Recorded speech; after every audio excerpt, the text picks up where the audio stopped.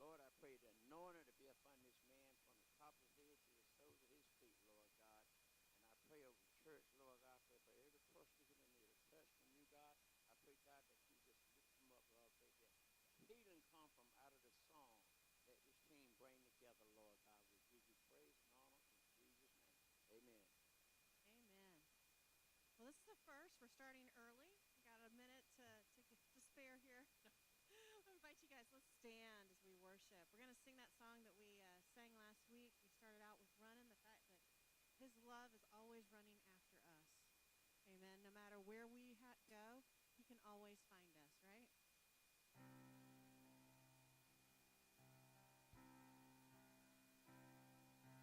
And I've tasted and I've seen realness of your love for me. It's written on your hands and feet. It's all the evidence I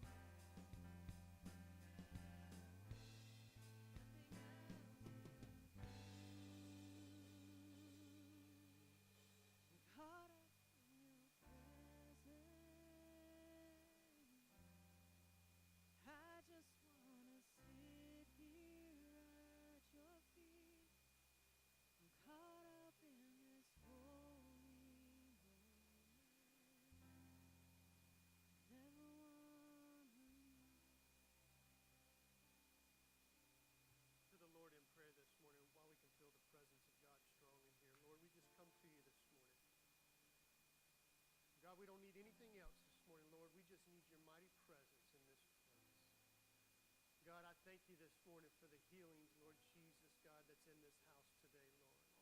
God, I thank you for the heartaches, God, that is gone in this house this morning, Lord Jesus. God, we just thank you this morning, God, for your presence, Lord Jesus. God, that we can come into this place this morning, God. We can worship you, Lord, and we can feel you this morning, Lord, in this house today.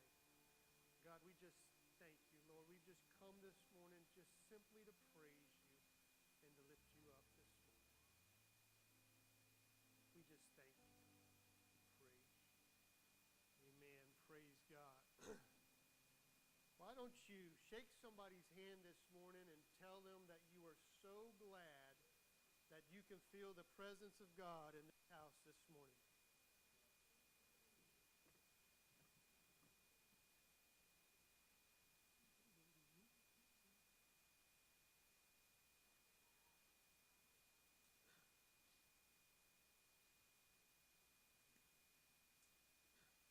The band did a great job for us this morning. Meredith added a whole lot to the songs this morning. She added youthfulness, if nothing else. Right? Amen. So glad to have everybody in the house of the Lord this morning. I have been already asked if I could give a shortened version. I won't say by who, Rodney, but I'm sorry, Rodney. That was supposed to be, like Tony said, that was supposed to be the inside voice there. But I am glad to be in the house of the Lord this morning, and I hope that you are too. I hope that you're excited to be here this morning. A couple people are. You know, you could have not woken up this morning. You could have been in a nursing home this morning. But rather, you're here in this house in the presence of God this morning. Amen? I don't know what it is, but there's some mornings when you come to the house of God and you can just feel a stronger presence than you can other times. I don't think that has anything to do with God. I think that has everything to do with me. Sometimes we're just better prepared when we come to the house of God to worship and to feel what God has for us, right? Well, we got several people on vacation this morning, others that are sick this morning, but you're all here, and I believe that God has got something great and something planned for you this morning. I know he does for me, and I hope that he does for you. Let's take a look at the first slide, if you will, this morning. I want to talk to you for just a moment about my plan and God's plan. Now, have you ever made a plan? Maybe you needed to be somewhere at a certain time and traffic held you up, or somebody held you up, your wife wasn't ready on time, because we always know the guys are always ready on time. It's always the ladies that we're waiting on. Something held you up and you just weren't able to make it on time. Now, I don't know about you, but I've always been taught that if you're on time, you're late. That's just kind of the way I was always taught. If our plans always matched God's plans, wouldn't life be a lot easier? I mean, think about it. If it was our plans this morning, if we're all honest with ourselves, we wouldn't be sitting here this morning. We'd be sitting on a tropical island somewhere. We'd be sitting in the mountains next to a creek somewhere. We would be in some kind of, in our mind, paradise somewhere. But God's plans are different than our plans.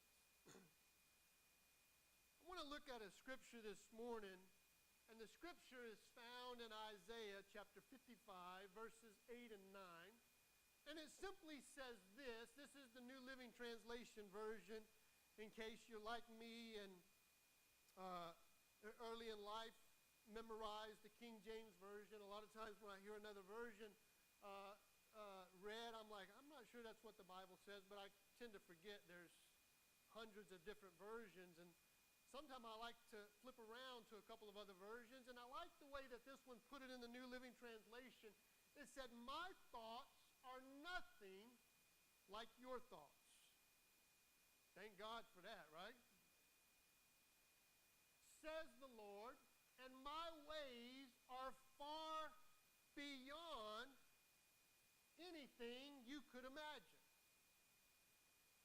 Now, I don't know about you, but in my mind, man, I can imagine a lot of things.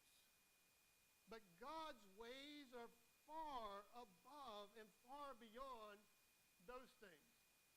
For just as the heavens are higher than the earth, so my ways are higher than your ways, and my thoughts are higher than your thoughts.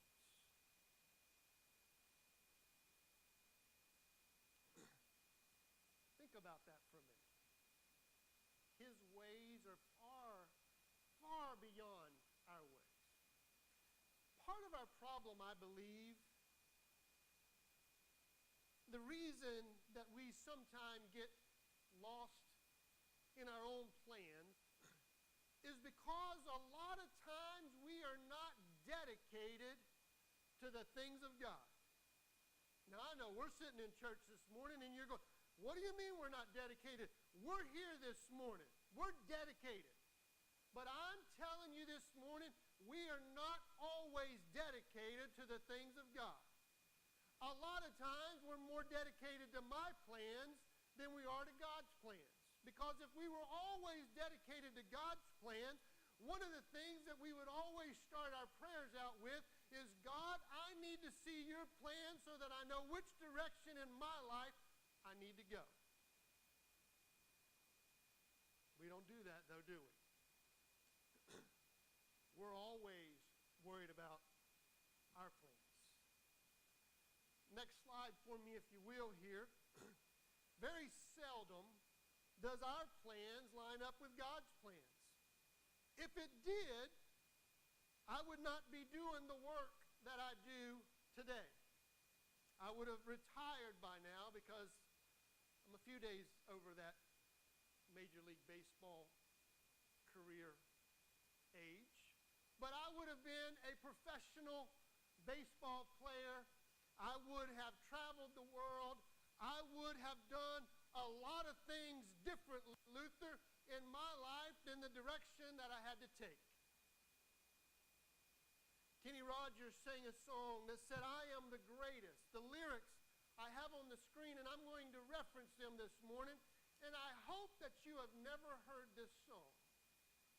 That way, when I sing it to you, you're not disappointed. Don't worry, I'm not going to sing. Don't anybody leave yet. I'm not going to sing, I promise you. I could hear my wife leaving out the back door already. I have to find a new ride home. But Kenny Rogers sang this song, I Am the Greatest.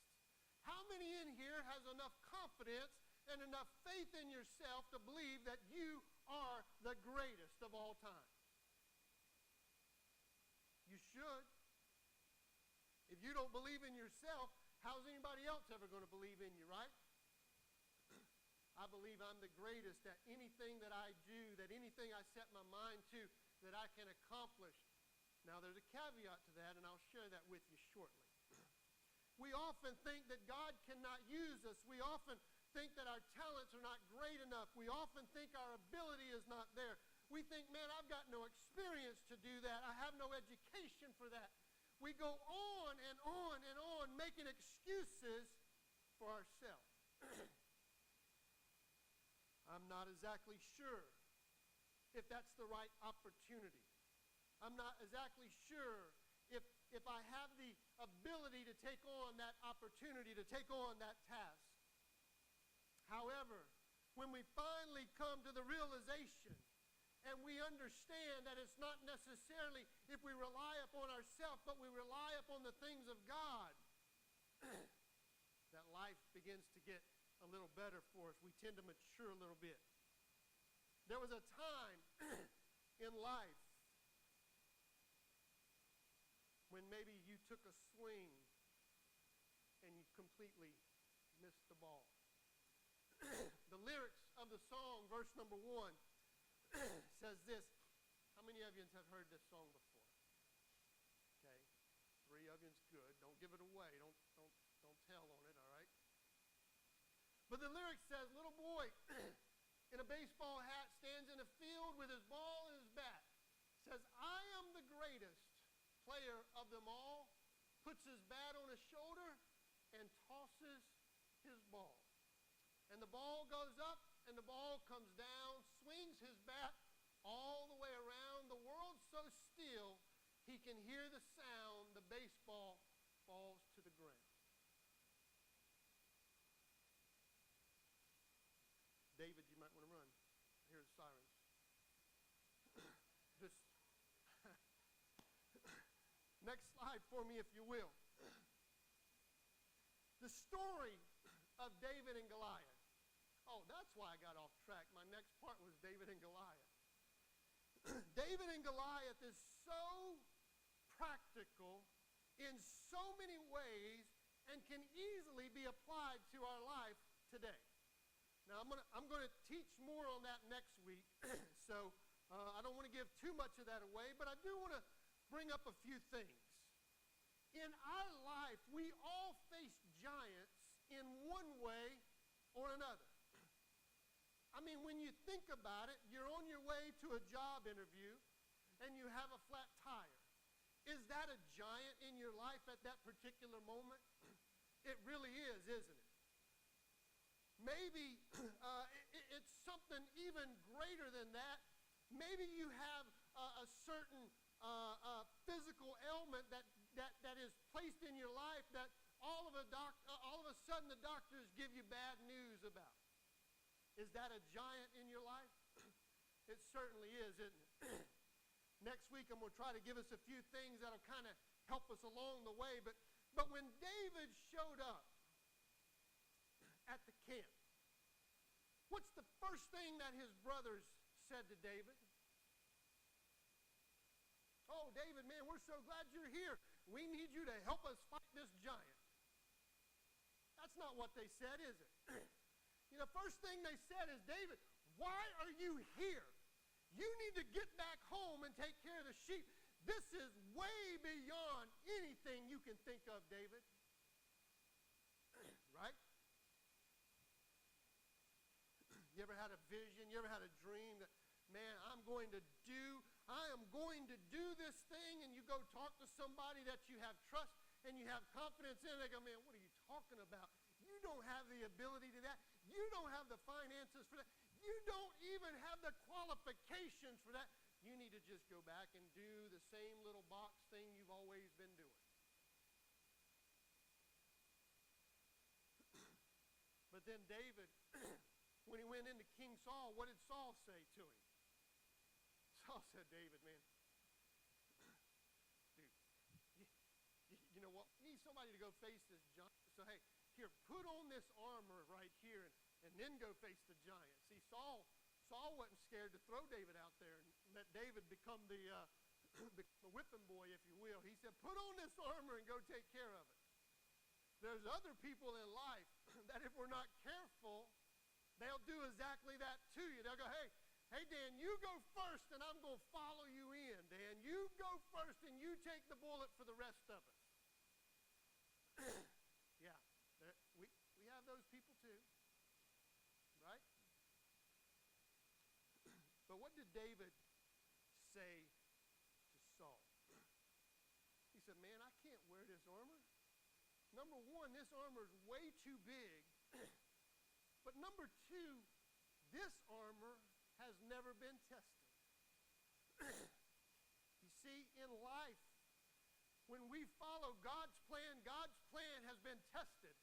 Our plan in life has never been tested. Now, I said I'm going to save David and Goliath till next week, and I am, because what I want to talk about for a few minutes this morning is I want to talk about my plan. You know what my plan in life revolves around? Pretty simple. It's my plan. It revolves around me. right here, this little person, kind of big person at this point, but this little space right here is what my plan is all about. Now, I had a plan to retire when I was 50. Luther, I was on track for it. I had way more investments by the time I was 30 than I do now. I was on track for retiring when I was 50. I could have been playing golf every day by now. I could have been fishing on the days that I didn't want to play golf. I could have been doing everything that I wanted to do now if my plan would have just held out. I mean, in my 20s, everything that I touched turned to gold. I couldn't lose in my 20s. I mean, after all, I married a beauty queen. You don't believe me? Just ask her about it someday, about her beauty contest days. She'll tell you. I married a beauty queen in my 20s. We started a family. We had wonderful children. I pastored my first church in my 20s. Life was great. I had a nice house. I had rental houses. Life was good. Every time I swung at the ball, I wasn't hitting singles and doubles, but I was hitting triples and homers. I could not lose.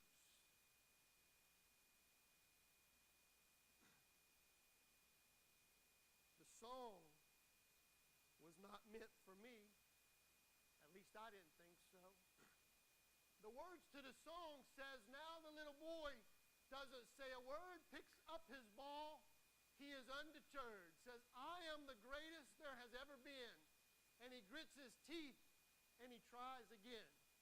And the ball goes up and the ball comes down, swings his bat all the way around. The world's so still he can hear the sound. The baseball falls to the ground. He makes no excuses. He shows no fear. He just closes his eyes and listens to the cheers. Next slide. When I hit my 30s, everything was still going extremely well. My job decided to promote me to a vice president, even though I didn't have the degree that they required. They promoted me to a vice president. I had a nice corner office, Luther, on the 5th floor of the Sunbank building in Fort Myers, Florida. I could look around. I felt kind of like Simba. I could stand in my office and look around at my whole domain. If I looked to the west, I could see Cape Coral. If I looked to the north, I could see Port Charlotte. I could see everything that was there. The whole time, I'm a Christian, going to church, participating in church, doing everything that I needed to do, or at least what I thought I needed to do. I will never forget the day when I decided to resign the church that we had in Jacksonville and accept that vice president's job and move to South Florida. We were so excited because it was a new adventure. And if you know me, you know I like adventure. I like adventure probably more than anybody else. I'll go on vacation tomorrow if it's going to take me on an adventure.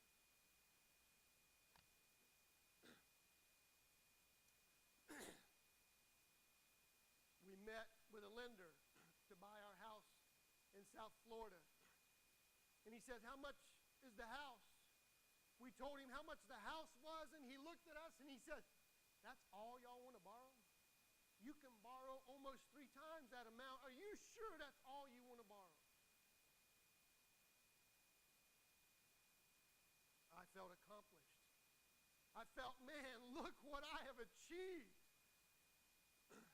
I can buy a house worth 3 times more than what I thought at the time was a nice house, because it really was a nice house. The nicest one that we'd ever had. I became one of the favored vice presidents. Matter of fact, the company asked me to start teaching and training others. I had found favor, if you will, with them. My son was in a prominent Christian school. In the 5th grade, he won the most Christ-like. Man, I was so proud. Only to turn right around the very next week, my daughter, who was in the same school in the 1st grade, she won the most Christ-like. I mean, my plan was working to a T. I mean, we were the best parents in the world. I got 2 kids that both won the most Christ-like. My job is going great. I married the beauty queen of the world. Well, at least of LaBelle. I mean, I had it all made. I should have wrote a book before it all collapsed. I should have just quit while I was ahead. I mean, I thought I was good at everything. Verse 3 says, little boy, he adjusts his hat, picks up his ball, stares at his bat, because it's always the clubs we're using. Always the clubs we're using, especially on the golf course. Says, I am the greatest. The game is on the line. And he gives it his all one last time.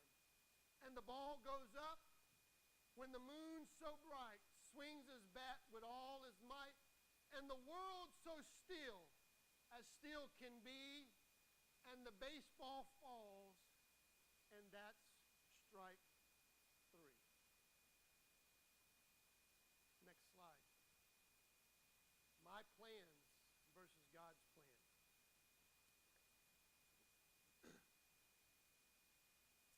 However, for me, in my life at that moment,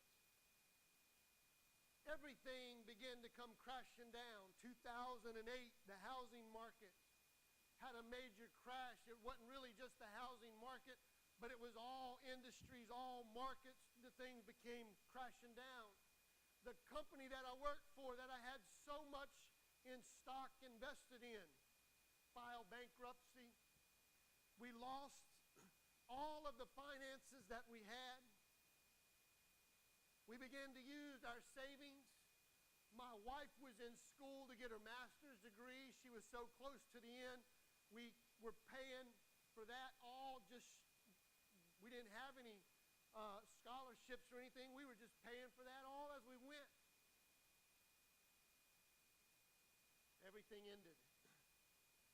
I met a Goliath in my life. And Luther, I didn't understand it, because up until this point, everything was working the way it was supposed to be. I'm now 52, fixing to be 53, and I'm nowhere close to retirement that I was supposed to retire 3 years ago with. Because everything changed. When the company that I worked for filed bankruptcy, all of our stocks, everything was gone. I was able, as a vice president, to invest in land deals. And when the housing market was going good, I could invest that $50,000 in land deals, and it would make me $50,000 back just like that. But when it all crashed, it all come tumbling down. And my plan, all of a sudden, started not working the way it was supposed to. 3 months went by, no job. 6 months went by, no job. One day we got a check in the mail, just out of the blue. What is this check from? My wife's grandmother had passed away several months earlier. Their will took care of 3 children, and the 4th part of their will went to all the grandchildren. They had enough in savings because they invested in ExxonMobil before it became ExxonMobil. They had enough invested, Luther, that sustained us through that entire time. The scripture in Jeremiah chapter 29, verse number 11 says this, "For I know the plans I have for you, declares the Lord, plans to prosper you and not harm you, plans to give you hope and a future." At that time in my life, I can no longer see the future. I can no longer envision the plans that I have. One morning, I found myself in a 2-bedroom apartment. My wife at that time, she had to take a teaching job just to kind of help sustain us. My kids were no longer in the private school. Everything had crashed around us. And that morning, about 6 o'clock in the morning, I found myself in a little bitty apartment closet. Face down on my knees. And this is what I said. God, everything I have, everything I own, my children, my wife, any finances in the bank, the automobiles that I have, the very clothes on my back, from this day forward, it all belongs to you. I don't have anything anymore, church. I gave everything that I had to God that morning, that day. My life, the breath that I breathe. Why? Because I realize that my plans can be burnt down in a minute, but God's plans will never subside to the enemies. God's plans will never get washed away in the flood. God's plans will never be burned up in the fire. God's plans will never die. No matter what I do, no matter what I think, as long as I stay in the plan of God, God's plans will forever sustain me in life.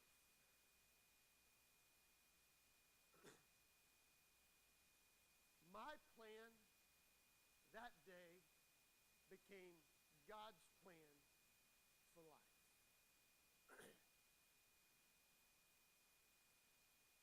The other lesson that I learned is even if I didn't know that God could sustain me that way, that He would. Those checks from my wife's grandmother's will, amazingly, about every 2 weeks, they kept coming. Luther, they kept getting bigger and bigger to the point where the house that we had, that the lender said, "Oh, you can buy a whole lot more houses." We never once missed a payment on that house. I told my wife, I'm like, we need to just let it go back to the bank. I mean, we could put a lot more money and take care of our family a lot more. And my wife said, nope. She said, I believe that God will always give us the finances for it. And as long as He gives us the finances for it, she said, I believe we made a commitment to it and we're going to pay the bill. And I said, okay. We never during that time stopped paying our tithes. We didn't even decrease our tithes back to what the unemployment checks worked out to be. We said we're going to continue paying our tithes just as if we never lost that really good income. About 8 months later, I I got a call from a good friend of mine. And he said, Jerry, he goes, what are you doing? I said, well, trying to find a job. He goes, I got one for you. He said, how much do you want to make a year? I cut myself short. I said, well, I was making this. I'll take $25,000 a year less. He goes, no. He goes, how about if I give you $25,000 more than what you were making? Why? Because I got out of my plans and into what God's plans had for me. You probably never noticed this. The first 5 slides that I had, or the first 4 slides that I had, my plan was in bold, and God's plan was not in bold. Go to the last slide for me, if you will, because now God's, funny, it doesn't show up there on that. Shows up on mine that God's plan is in bold, and my plan is not in bold. Kenny Rogers' song goes on to say this. Now it's supper time, and his mama calls. Little boy starts home with his bat and his ball. He says, I am the greatest. That is a fact, because even I didn't know I could pitch like that. Says, I am the greatest. That is understood, but even I didn't know I could pitch that good. The greatest decision, church, that I ever made was years ago when I gave my life to Christ. But the second greatest decision I ever made was in that closet that day when I said it's no longer about my plan, but it's about God's plan from now on. Recently, Christmas time this last year, my wife and I was offered a job with the company that I currently work for, to leave this area to go to another area. They offered me more money than what I make now, $50,000 a year more than what I'm making now. That seems like a lot of money. They offered me, Luther, a guaranteed bonus.